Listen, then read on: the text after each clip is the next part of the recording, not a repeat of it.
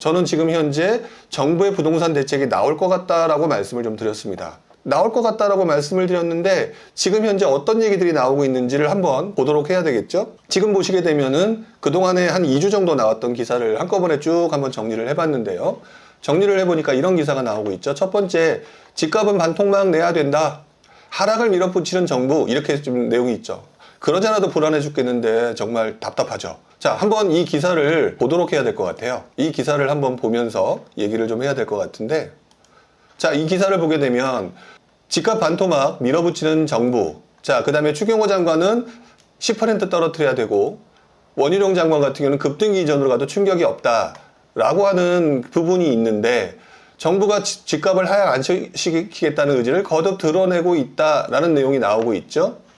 자, 그런데 다시 한번 이 기사 중에 이런 내용들이 나오고 있습니다.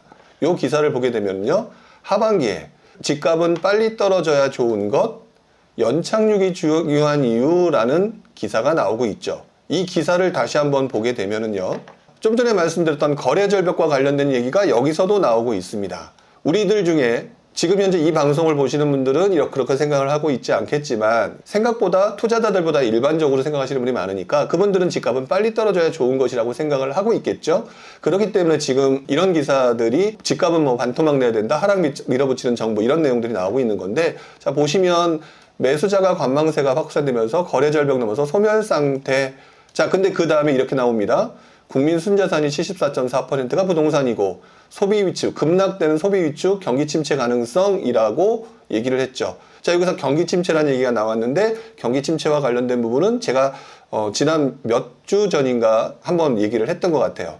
내용을 좀 보게 되면 이런 내용이 나옵니다. 여윳돈으로 산 주식이라도 파란불이 들어오면 오늘 먹을 치킨도 내일로 미루게 되는데, 재산의 70%가 갑자기 절반이 돼버리면 어떻게 될까? 금리가 올라서 이자 내기도 버거운 상황에서 적응할 새도 없이 집값이 폭락한다면은요, 소비 심리가 위축되면서 경기 전반이 얼어붙을 가능성이 커진다. 그래서 정부가 경착륙을 경계하고 있는 겁니다. 라고 되어 있습니다. 좀 전에 보셨던 기사에서는 집값 반토막 내야 된다, 하락을 밀어붙이는 정부라고 표현을 했지만, 사실상 이 기사에서 보게 되면 정부도 이렇게 나오죠. 경착륙을 피하고 있고요. 하향 안정화가 목표는 맞지만 급락해서 경기 침체로 이어지는 악순환은 피하겠다는 거죠. 그리고 이런 내용이 나옵니다. 추경호 부총리 겸 기획재정부 장관은 시장이 급냉하면 규제를 조금씩 풀어서 시장 상황에 맞는 대응을 해야 된다라는 얘기를 한 적이 있습니다. 자, 그렇죠? 결국 이전까지는 폭등으로 인해서 많은 국민들한테 상대적인 박탈감을 안겼지만, 또다시 하락이라는 부동산 태풍으로 인해서 국민들이 다치지 않도록 정부의 종합적인 대책 마련이 시급해 보입니다 라고 하면서, 아까 보셨던 어떤 기사처럼 또다시 그래서 규제 완화라고 하는 부분 생각해야 되지 않느냐 라고 하면서 또 여론을 이야기하고 있는 중이겠죠. 그래서 저 같은 경우는요, 지금 그래서 립서비스로 얘기하는 하락을 밀어붙이는 정부라고 하는 그 표현을 여러분들이 믿지 마시고, 물론 현재 상황이 그렇기 때문에 어쩔 수 없이 그거에 대한 부담감을 가지고 계신 건 인정하겠다.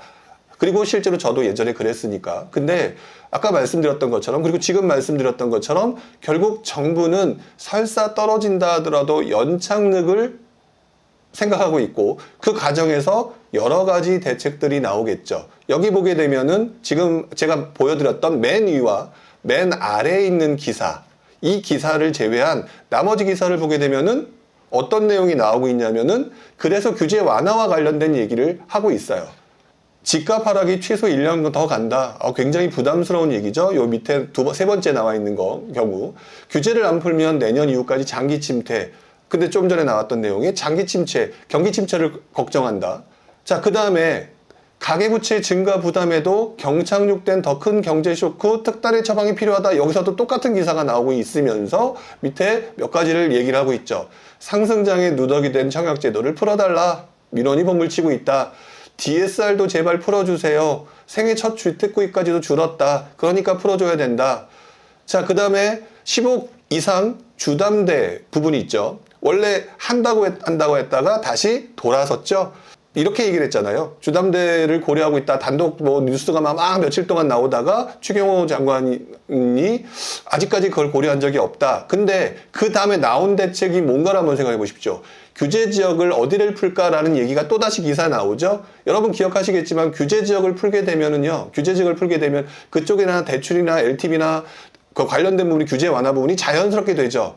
즉 눈앞에 보이는 15억 주담대 대출 규제를 풀려고 했다가 조금 분위기가 안 좋으니까 넣었지만 결국 다른 내용으로서 규제 지역을 풀어주면서 15억 이상이든 뭐 기타 등등 대출 규제와 관련된 부분을 조금 풀어주려고 하는 부분으로 우회로를 선택하려고 하는 모습이 지금 보이고 있는 거잖아요. 자, 그러면서 부동산 규제 지역 역효과만 불러서 폐지를 하든지 통폐합을 하든지 이런 내용이 계속 나오고 있습니다. 자, 이런 내용이 계속 나오고 있으니까 어떻게 되느냐? 결국 제가 좀 전에 얘기했던 것처럼 정부가 경착륙을 걱정하고 연착륙을 유도하기 위해서 이제부터는 조금씩 규제 완화를 해야 되겠구나라는 생각들을 언론을 통해서 약간 뉘앙스를 풍기는 거일 수도 있고요. 그리고 난 다음에 너무 갑자기 그러면 시장이 또 불안해질 수 있으니 그 부분에 대해서 되게 신경을 쓰고 있구나라고 하는 부분들이 눈에 보이기 시작한다는 거죠. 자, 여러분들은 어떻게 생각하시는지 궁금합니다. 저 개인적으로는 바로 그런 부분을 생각을 하고 있고요. 그러다 보니까 투자자 입장에서는 어떤 생각을 해야 될까요?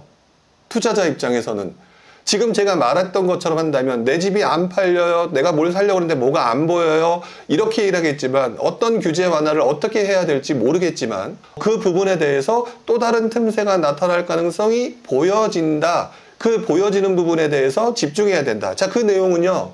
제가 그동안 계속해서 말씀을 드렸었죠. 상승장의 투자 기술은 상승이 계속 이어질 때 하는 것이다. 그리고 난 다음에 시장이 조정장이 들어오거나 변곡점에 들어오는 시점에서는 그동안의 투자 방법을 바꿔야 된다라면서 제가 뭐라고 했냐면 여러분들이 그동안 조급했던 속도를 줄여야 된다. 자, 그 다음에 모든 장이 오르는 상황이 아니다. 그러니까 그거에 따라서 정부의 정책이든 뭐든 그 변동으로 해서 테마가 발생하는 그 부분에 대해서 사람들이 이동하게 될 테니 그것들을 계속해서 봐야 된다라고 말씀을 드렸습니다. 그래서 여러분들이 지난 몇 년간 봤던 그런 아무데나 사도 오르는 그런 시장이 오기는 쉽지가 않다라는 얘기를 계속해서 하는 것이죠. 저는 지금 현재 보여드린 뉴스 기사에서처럼 이 기사를 보면서 이 기사를 통합적으로 보면서 어쨌든 시장 자체가 심리가 위축되고 거기다 금리 인상까지 한다고 그러고 또 미국이 또 요즘에 물가 상승률이 또 높게 나왔다고 하죠. 그러니까 금리 인상하니까 또 계속 안 좋은 것만 보이는데 그러다 보니 정부는 또 다른 반대편 측면에서 무언가 하려고 노력하고 있다.